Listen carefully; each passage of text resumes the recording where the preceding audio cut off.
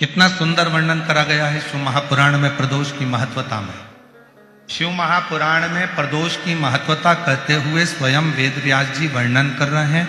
तुमरुका जी चंचुला देवी से कहते हैं, चंचुला 15 दिन में प्रदोष आती है, हर 15 दिन में प्रदोष आती है।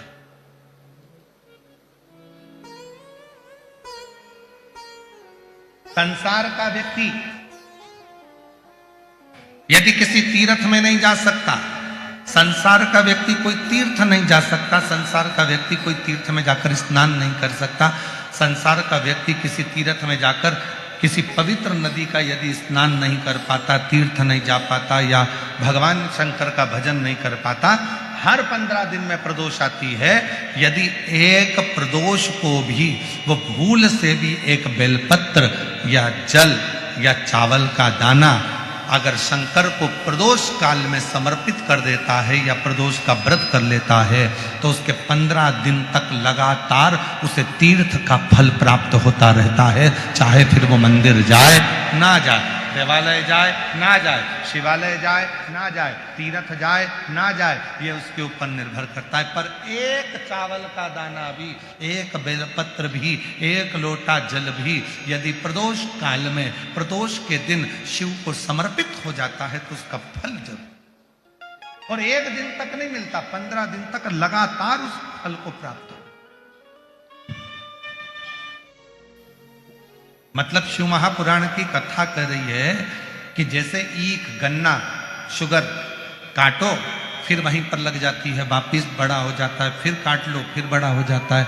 ऐसे गन्ने की फसल को बार बार अलग से लगाने की जरूरत नहीं है, काटते जाओ बढ़ता जाएगा, काटते जाओ बढ़ता जाएगा। उसी तरह जो संसार सागर में आकर मीठा देना प्रारंभ करता है, मिठास देना प्रारंभ करता है, संसार सागर में आकर जो अच्छा देना चालू करता है, दुनिया के लोग उसको कितना भी काट लें, आखिरी में उसकी उन्नति होती ही रहती है, उसको कोई नीचे गिरा नहीं सकता।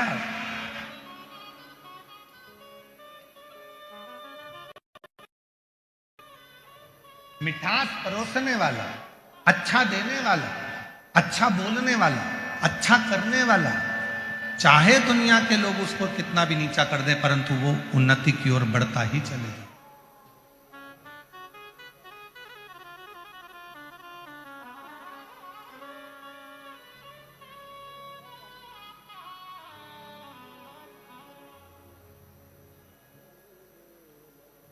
वो उन्नति की ओर चढ़ता ही चलेगा। एक जगह पर कोई कह रहा था, गुरुजी हमने किसी ट्रक पे पढ़ा था, नेकी कर और जूता खा। हमने किसी ट्रक पे पढ़ा था, कोई बोल रहा था कि हमने ट्रक पे पढ़ा था, कहीं लिखा था कि आज के जमाने में नेकी करो और जूता खाओ, अच्छा करो और ऊपर से अपने कोई अपशब्द लोग कहते। पर हमने कहा ऐसा नहीं होता, लिखने वाले ने भले लिख दिया होगा पर ऐसा नहीं होता। नेकी करने वाला, अच्छा करने वाला जब आगे बढ़ता है, दुनिया के लोग उसको कितना भी धोखा दे दें, दुनिया के लोग उसको कितनी भी तकलीफ दे दें, पर नेकी जिसने कर दी, एक अच्छाई का बीज जिसने बो दिया, उसका तो वृक्ष लगकर ही रहता है, अच्छाई जिंदगी में होकर ही रहती है।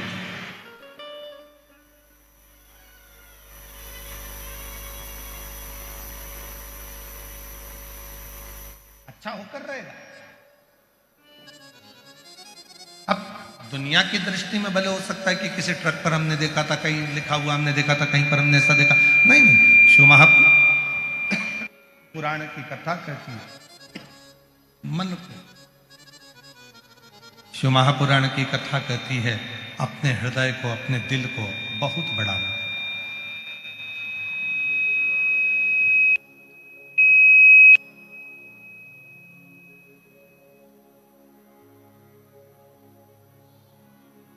और जब दिल होगा तो जीवन का सारा सुख आपके पास हो। 3 चीजें हैं इस कलिकाल में। एक तो कलिकाल में मन बड़ा चंचल होता है, लगता ही नहीं,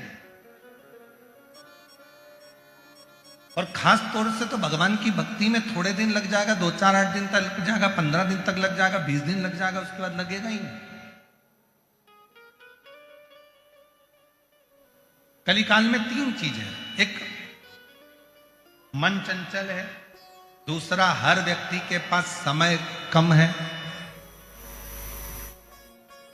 और तीसरा हर व्यक्ति की जिंदगी में तनाव बहुत ज्यादा,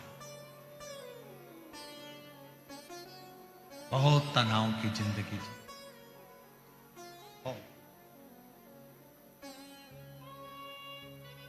आज के जमाने में छोटे छोटे बच्चे भी कहते मम्मी तुम मुझे परेशान मत करो, मैं बहुत टेंशन में, अभी तो पैदा ही हुआ है, जरा सा है, और मां से कह रहा है कि मुझे टेंशन बहुत है। मां कहती है हमारी उम्र में आओगे तब मालूम पड़ेगा कि टेंशन क्या होता है।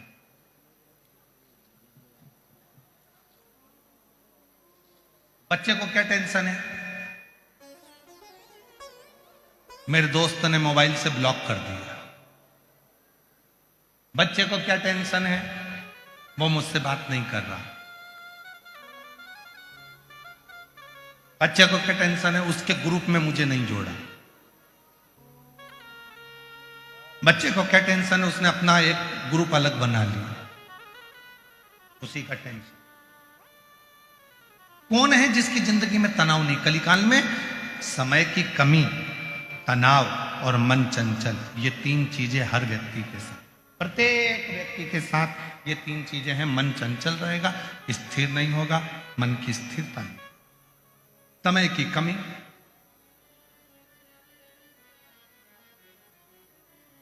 और तीसरे नंबर पर है तनाव। तुमरुका जी ने भी चंचुला देवी को कहा था कि मनुष्य कलिकाल में तनाव से ग्रसित रहे।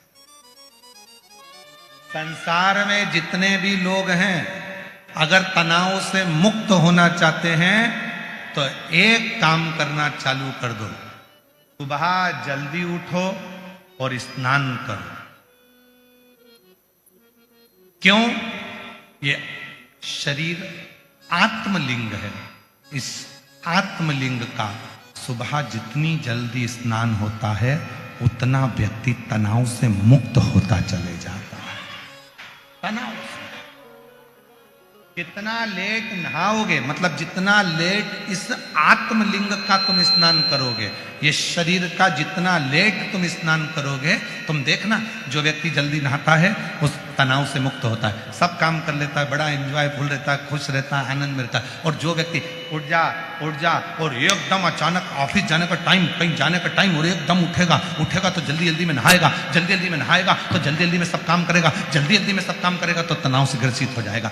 हे भगवान, क्या होगा? तनाव बढ़ गया, चिड़चिड़ा हो गया, क्रोध आ गया, अपशब्द आ गए मुख पे, दिन भर चिड़ करेगा। क्यों? क्योंकि उसकी सुबह जो मॉर्निंग थी उसकी गुड मॉर्निंग की जगह बैड मॉर्निंग हो गई, वो तनाव से ग्रसित हो गया। जितनी जल्दी उठोगे उतने तनाव से मुक्त रहोगे। तुम्हारे चेहरे पर गुस्सा नहीं आएगा, चिड़चिड़पन नहीं आएगा, अपशब्द नहीं आएंगे। और जितना लेट उठोगे, एकदम मोबाइल पास में है, नींद आ रही थी, एकदम आंख खोल कर देखा, अरे राम इतनी बज गई, उठा, जल्दी जल्दी उठ कर जल्दी कुल्ला करा, मंजन करा, नहाया, कल तुरती और अंदर से चिड़चिड़ हर चीज में जल्दी जल्दी हो रही थी तो अंदर क्रोध भराता गया। ये आत्मलिंग, ये शरीर है। शिव महापुराण की कथा में तुमरुका जी कर रहे हैं, वेदव्यास जी वर्णन कर रहे हैं कि अगर संसार के लोगों को तनाव से मुक्त होना है तो सुबह जल्दी उठकर स्नान करना प्रारंभ कर लो। तुम्हारा काम और तुम्हारा आनंद तुम्हारी जिंदगी में तुम्हारे सामने प्रकट होने लगेगा, तुम तनाव से मुक्त हो।